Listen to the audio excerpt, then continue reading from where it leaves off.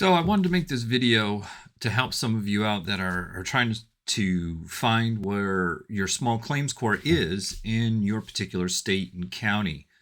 And there was this great resource that I came across called courtreference.com that I wanted to share with everyone. If you go to this website, you'll be greeted with this screen right here. And what you can do is it says, court records directory. And what it is a court directory for each state, all the way down to the county level in the specific courts. And this will help you kind of find out how your court system is structured if you're not aware of it, and as also where you can find your small claims court, what it's called, the forms, if there are any pre-formatted forms, all kinds of very helpful information, contacts for the clerk's office, and so on and so forth. In my Small Claims Made Easy course, I talk about the different structures of the courts. Courts are generally structured at the state level, with there being a trial court that is the court of general jurisdiction. This is where all the cases are heard. All your trial cases are heard. In certain courts, it's called the Superior Court. In other states, it's called the Supreme Court. And in other states, it's called the Circuit Court. Then when you get a decision from that court and you're not satisfied and you think that the court made the wrong call, you're allowed to go to the next level, which is the appellate court system. And in most states, that's called the Court of Appeals. And then you can appeal from there up to the Supreme Court of the particular state that you're in. So each state has a Supreme Court, an appellate court, and a trial court. Now, all small claims are in the trial court, but sometimes they break out the trial court into a lower level court. And in our jurisdiction in North Carolina, we call it a magistrate court. Other systems will call it a justice of the peace court.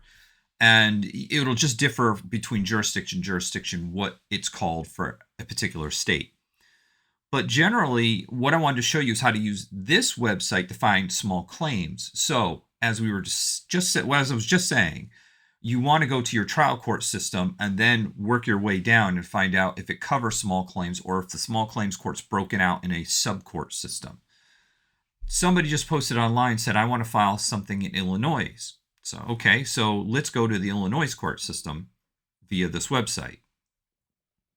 So I'm going to click on Illinois, and it pulls up a brief summary about the Illinois court system. And it says, Illinois court systems work when system consists of a circuit court, administrative adjudication, and court of claims.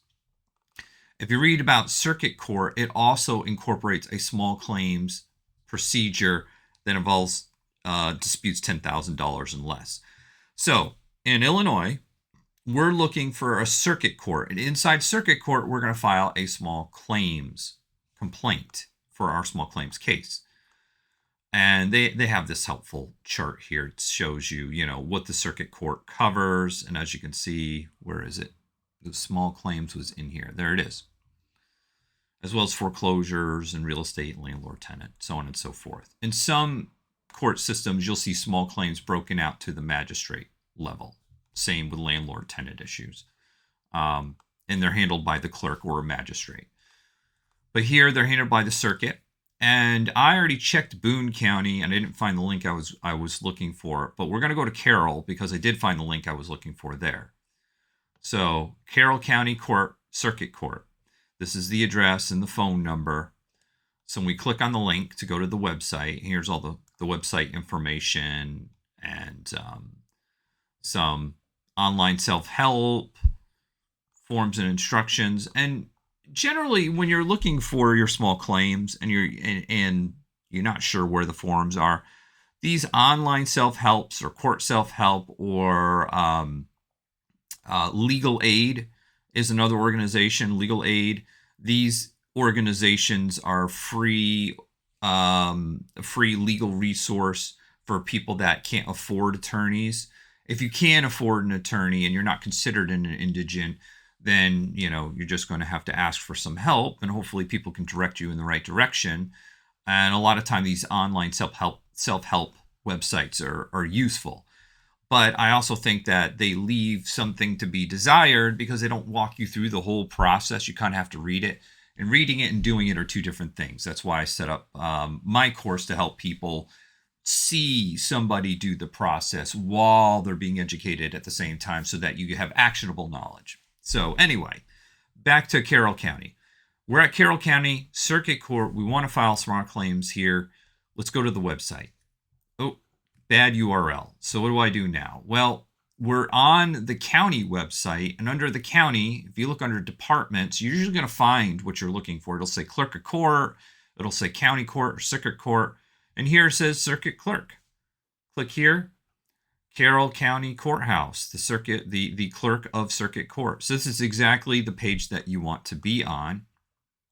And